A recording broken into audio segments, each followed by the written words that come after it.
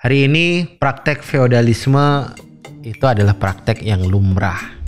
Kita pengen sekolah di sekolah unggulan, tapi dengan cara gak usah capek-capek belajar, bisa kok masuk. Kalau kepala sekolahnya bapaknya kita, bisa masuk. Kita juga bisa masuk di universitas yang kita pengini tanpa capek-capek ikut kursus kayak teman-teman kita yang lain. Dan tanpa kemudian modal pengetahuan yang mumpuni juga bisa. Kalau ternyata rektornya adalah Pak D kita. Atau gak usah rektor dah, dosennya, ada salah satu dosennya adalah Pak D kita, bisa masuk. Dan ini juga yang bisa dilakukan di beberapa pesantren juga sama. Dan kita juga bisa mendapatkan satu pekerjaan. Kita ngelamar pekerjaan tapi kita diprioritaskan untuk diterima, bisa. Kenapa? Karena pimpinan perusahaan yang besar itu adalah teman kita, sahabat kita. Praktek feodalisme itu sangat lumrah terjadi di sini. Dan itu sudah tidak dinilai salah pada hari ini. Kalau kita berpikir tentang pemimpin perusahaan, direktur perusahaan, presiden perusahaan, udah bisa kayak gitu. Kemudian rektor dan dosen satu universitas bisa kayak gitu. Kepala sekolah atau bahkan guru saja itu juga bisa memasukkan orang-orang yang memiliki akses tertentu atau kedudukan tertentu bagi kehidupan pribadinya, bisa mendapatkan itu. Mungkin kalian ngebayang ya, gimana ceritanya akses dan privilege yang didapatkan oleh seorang anak kepala negara. Kalian pasti akan mikir kayak gitu. Tapi ternyata hal itu tidak berlaku ya bagi Umar bin Khattab.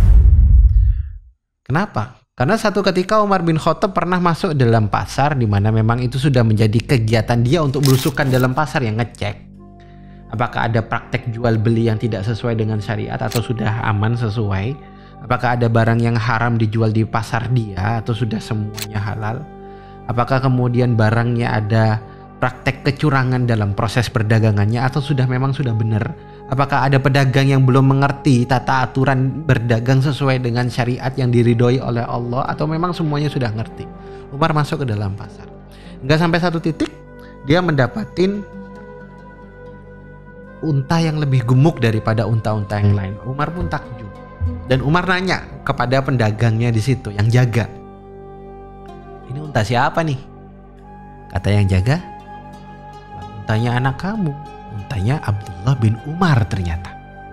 Maka Umar panggil anaknya Abdullah bin Umar, dan Umar kemudian bilang ke Abdullah bin Umar, "Saya menduga dan saya yakin ini untamu bisa lebih gemuk daripada unta-unta yang lain, karena rakyatku bilang ketika kamu mengembalakan unta, rakyat-rakyatku tuh bilang, biarkan itu untanya milik khalifah, jangan diganggu. Kasih makan untanya milik anaknya khalifah, kasih minum untanya milik anak khalifah. Jangan kau gembalakan di tempat untanya anak khalifah itu menggembalakan untanya. Anaknya khalifah menggembalakan untanya, jangan di situ. Kalau kamu punya unta, biarkan dikasih privilege." Maka Umar katakan ke Abdullah bin Umar, "Nak, jual untamu, ambil modalnya, dan sisa dari keuntungannya serahkan semuanya ke Baitul Mal." Itu yang dilakukan sama Umar. Umar gak rela bahkan ternak dari anaknya, bukan anaknya ya, ternak dari anaknya sekalipun gak dikasih privilege sama Umar. Karena Umar gak rela. Maka sisanya semuanya diserahkan ke Baitul Mal. Sekarang pertanyaannya kembali kepada kita. Seandainya kita jadi anaknya Umar, kepala negara nih. Rela gak kita diperlakukan seperti Abdullah bin Umar? Gak dikasih privilege, padahal bapak kita kepala negara. Temukan dirimu dalam sejarah.